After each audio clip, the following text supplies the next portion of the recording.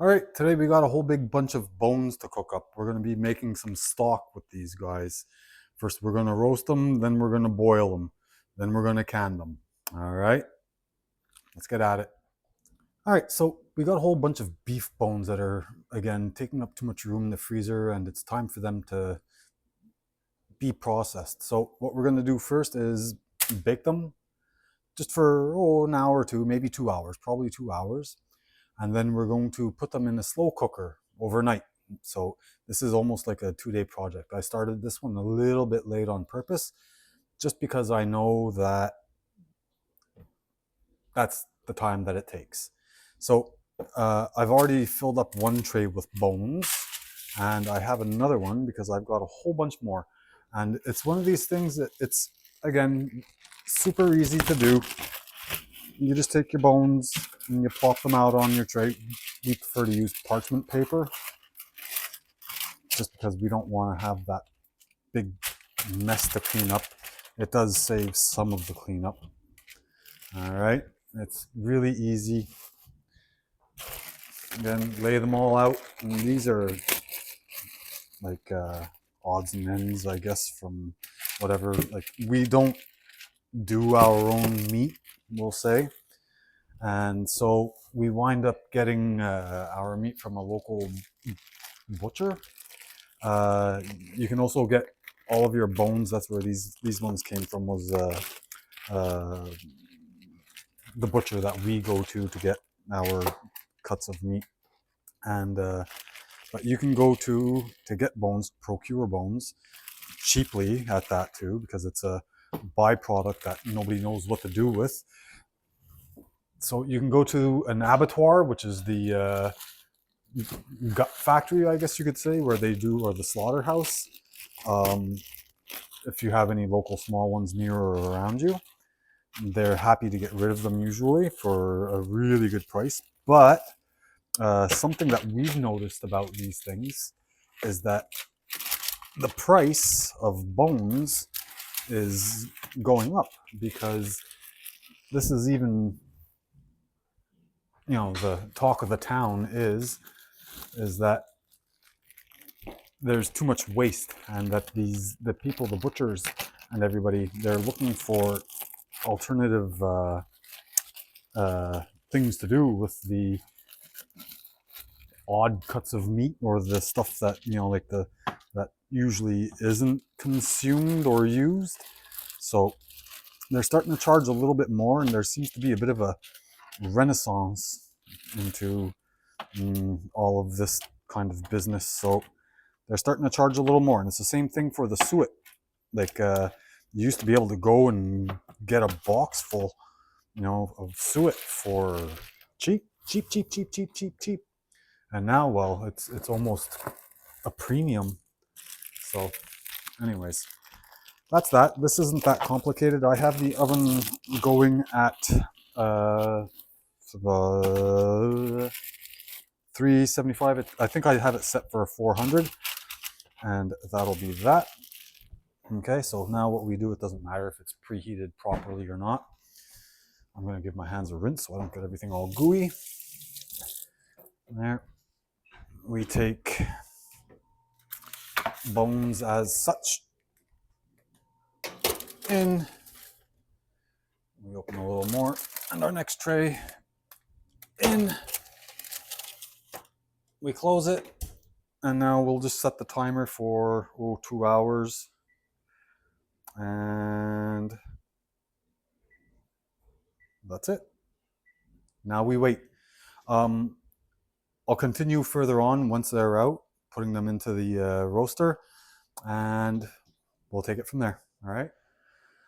All right. So here we are, 2 hours later. I'm going to pull the bones out of the oven. The alarm just went off, and we're going to load up this roaster. Oh, that smells good. So we'll get this out of here. Oh, this is going to be fantastic. We'll start with this one, and we'll work on the other one. And I know we're not going to have enough room in this one, so I do have another slow cooker just behind me over here that we'll get working on. So, but in the meantime, we'll shove this guy over and we'll start loading these bones into here. In this pot, and they've been roasting in there at 400 for quite a while, and they're nice and well cooked. They look fantastic. It smells good. Already everything is already loosened up off of them. And we're just going to cook these guys at around 180 degrees Fahrenheit or so. Overnight. They're just going to sit in here slow cooking all night. All right. It's going to be fun. In here too, I'm going to put some aromatics, not lots, you know, like additives, I guess you could say. We're not super picky like that. I'm going to put some bay leaves in there and maybe a small handful of peppercorns. That's about it. You know, and then we can add whatever we want afterwards, like salt or whatever, you know.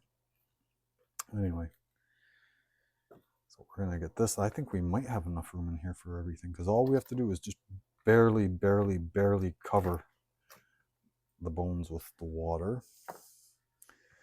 And I'm also going to just throw in a little splash of apple cider vinegar, just because it's going to help break everything down a little bit, just a little bit, just like a splash, a good splash.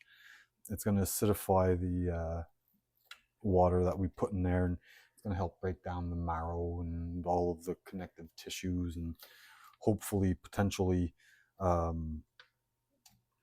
not so much the calcium in the bones, you know, but it also gives a nice taste too, or a slightly different taste, you know, or just another taste profile if you wish. All right, so here we're going to do this. We're going to put these somewhere where it's easily cleaned up.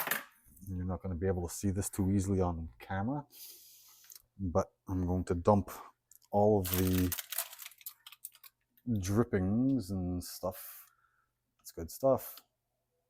All into here. Look at that.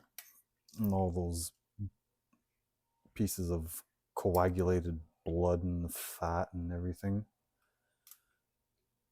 I guess the technical term for that is drippings. So that's this one done. We'll put it over here for now. I'll get this other tray out.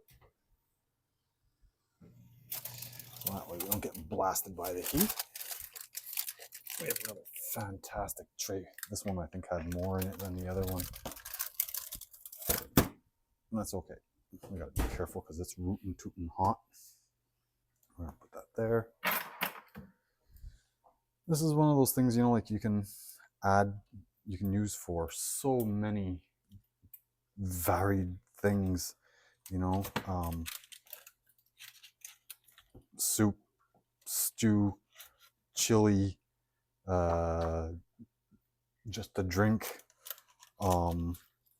You know, like there's a lot of people that just drink it just like that. I'm gonna get this a little closer because I'm gonna drip and get in trouble. There we are. No, it's one of those things that's really good to have. You know, it's good for lots of different recipes and lots of different ways. I think we're nearly done with this one. I'll try to find a small one. Yeah, right. And then we'll just add it all. And we'll tuck this guy in just a little better than he is. There. Okay. And what we'll do is we'll throw in our vinegar right away so I don't forget. That's about a quarter cup, I guess. Yeah, just make sure. We'll throw some water in there right away. I got a big giant pot of it here, just so they're just barely covered. And we're going to let this simmer overnight. We don't want to put too much, because then that way That's going to be great.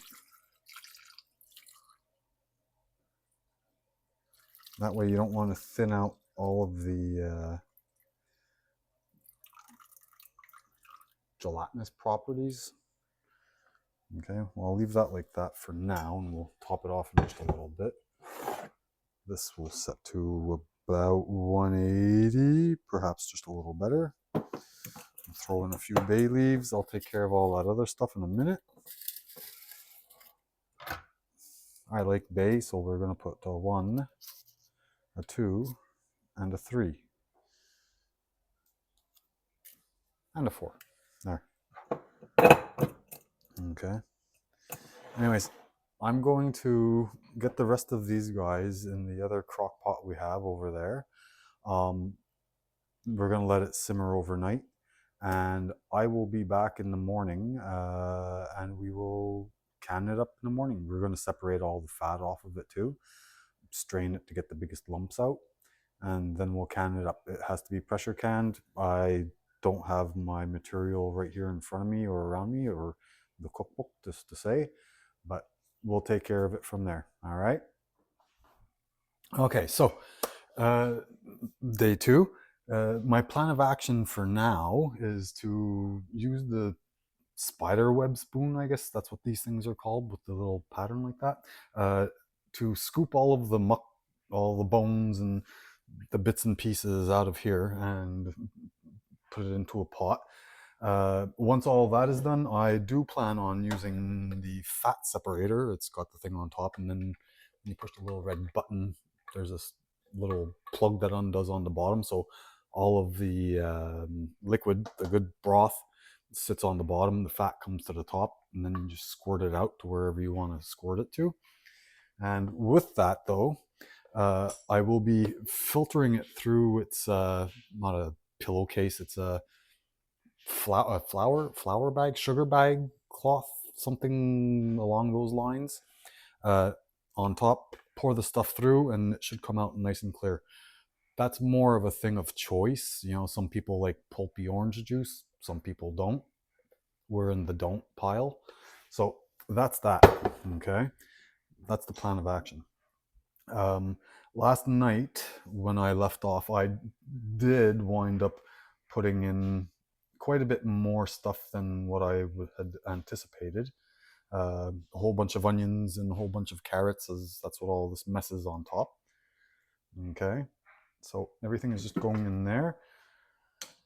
All of this stuff, the leftovers, I suppose you could take the time to pick through it and get every single little scrap off and, you know, separate it and try to compost this and compost that. But no, dispose of it how you see fit. And it's the same as the fat. Some people, in the end, they're like, you know, they like to keep the fat and they can use it for cooking or feeding it to the animals or what have you. But we don't. Like, we'll find something to do with it. You know, like sometimes we do have some fat saved up that we wind up you know, giving to the chickens in the fall, just after they've done their molt and through the course of the winter when they need all of their, or a lot more energy, you know. So anyways, this is not a complicated process. It's just to scoop everything out and then to filter out the big lumps. And it smells really good. I went out for a short spell earlier this morning, and you know, it's amazing how you become nose blind to an awful lot of things. This is one of them. I stepped out for a little bit and did what I had to do, and I came back in, and geez, you know, it really, really smelt good. Very, you know, I don't want to say nostalgic, but you know, it makes the brain race back to, oh, those years, you know. But anyways, also too, with the bones, if you're doing this, don't think you're doing your dog or your cat a favor. You know, the common thing is people say, oh no, don't feed chicken bones to your animals because they can splinter. But it's the same thing for cooked I'm gonna get in trouble for that one. Any cooked bones, they can splinter when they're chewed up by the dog or the cat, even, and they can cause trouble. All right, so I will save everybody the misery of watching me do this just to show that I am doing it. All right, I'll skip to the next step in a second where I am going to be filtering it and separating it and squirting all the juice into the other pot and then canning it up. All right, so I've got this pot and the other crock pot right there to do. Over the course of the evening, I did notice that I might have filled it just within a hair of having a débordement, an overflow.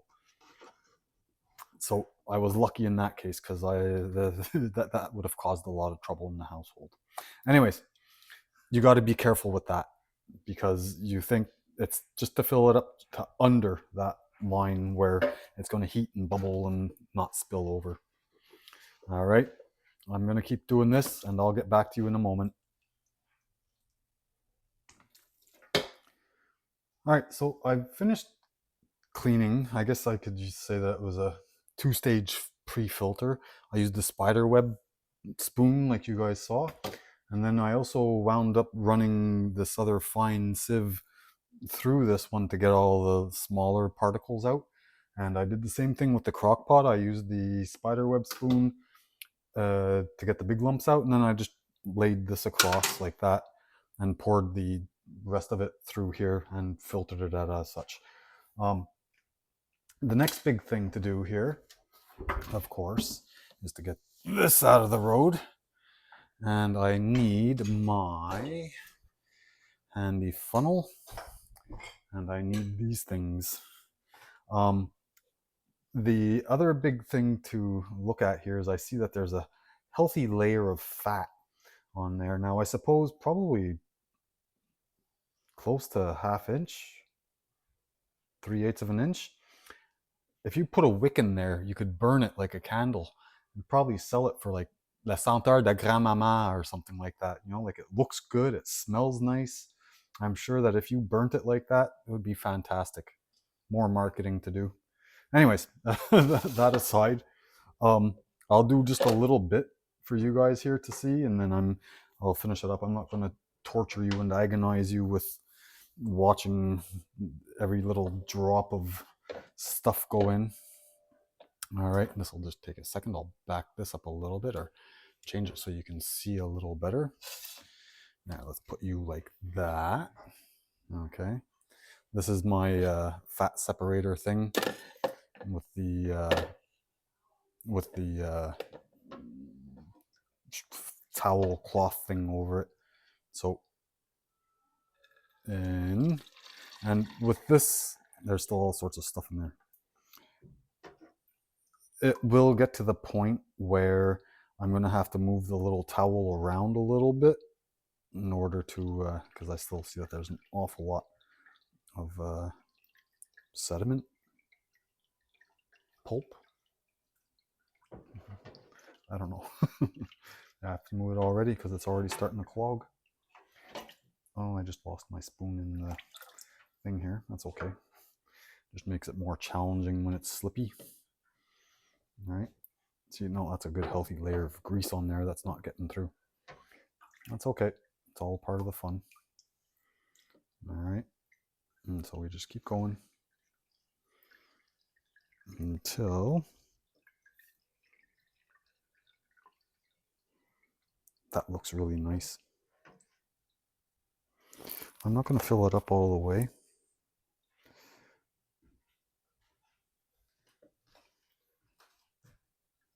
It doesn't even want to go through.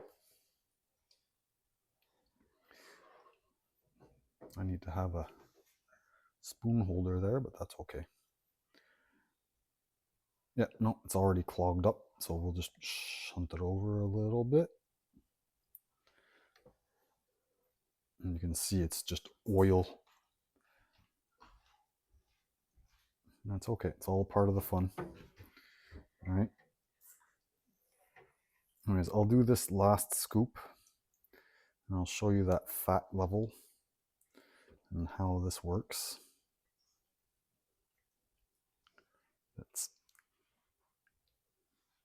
And we'll just leave that like that. In. All right. Yeah, it's nice and greasy. No. So we'll just put this like that for now. And I don't know if you can see that fine, fine, fine layer of fat. So what we're going to do is wipe my fingers so I don't get everything greasy. Is the little button here opens up the bottom. It splashes just a little bit. We have to be careful. And then once we start to get towards the end, we see that, whoa, no comments on that. We'll stop it there because that looks like, oh no, there's still a little bit left in there. You have to hold it like almost perfectly flat and straight. Some fat is good, of course, because it lends to a lot of flavor and taste in that, you know, but we can do without an awful lot of the fat. So we're just going to pour that into our gut bucket here. Like I said, you can dispose of all of this how you see fit, you know.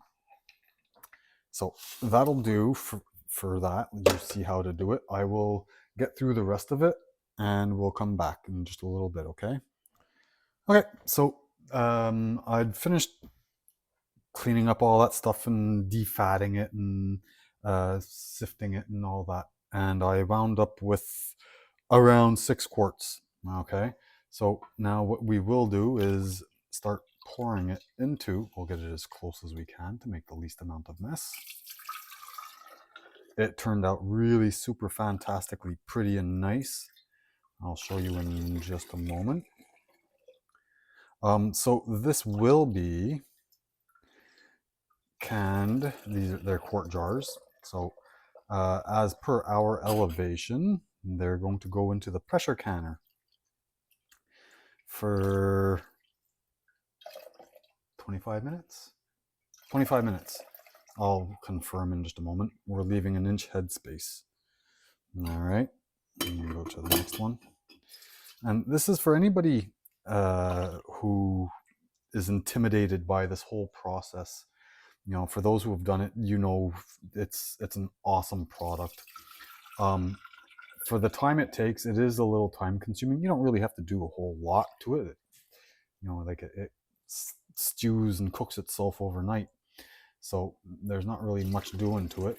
The hardest and most bothersome part of this process is actually the cleaning up of everything. It's all greasy, and you know, if you drip just a little bit, it winds up everywhere. All the handles on all of your utensils wind up greasy, and so that's the hardest part. But like really, it's really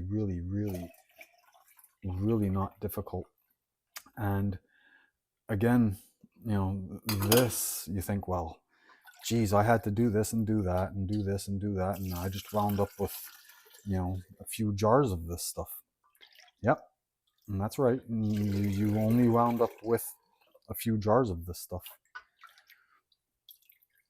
But they're worth their weight in, I don't know, gold, I guess you could say. Just because, again, it's one of these things that you know exactly what went into it. You know, when you get the stuff from the store, you don't like. I'm not bashing the food industry. I won't, because, well, it does feed people, but there's so many little loopholes for additives and this and that and the other thing. I could go on with that for quite a while. So with that in mind, you know exactly what's going into your system or into your body, because you are the one who put whatever it is into your pots to cook it up. The other thing that's really, really, really good about this is the taste is superior to anything.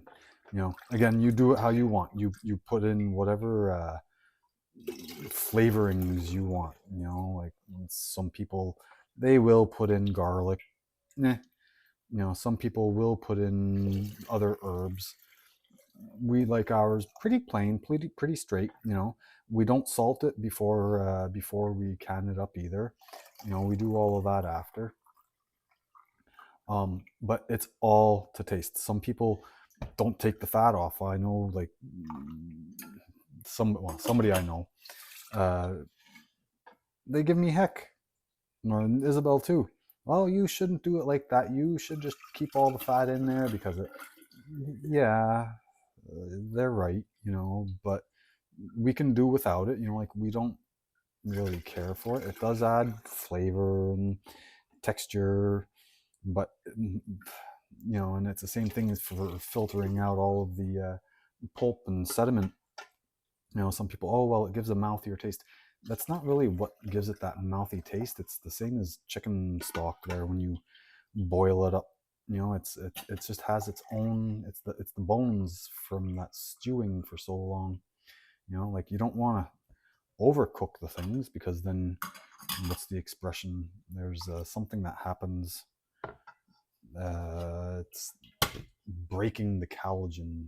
You know, so you don't want to overcook it because you can, or you can't really overcook it at a low temperature, but you can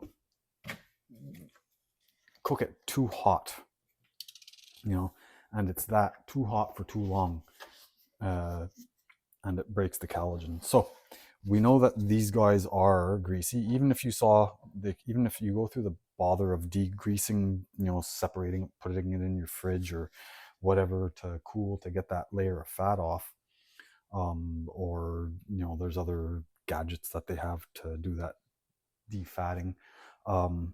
There's always going to be a certain amount of fat, and that gets through. I can see it on top. It's nice. Um,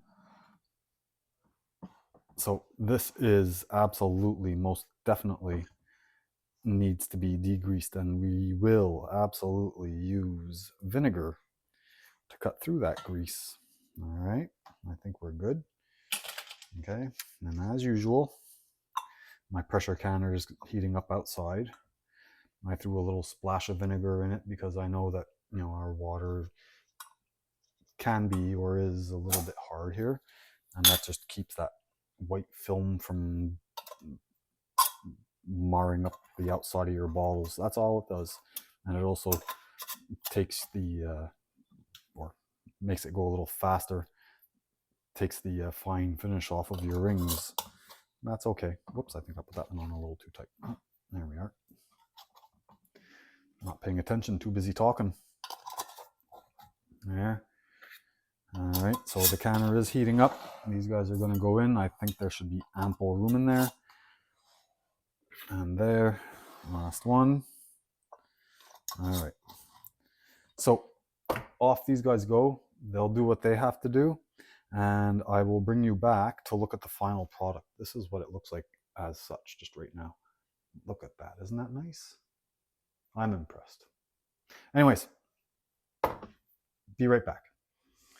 All right, so I brought this thing in from outside. It has had time to cool down. And what we're going to do is make sure that this lid is off properly. Yes, it is. Okay.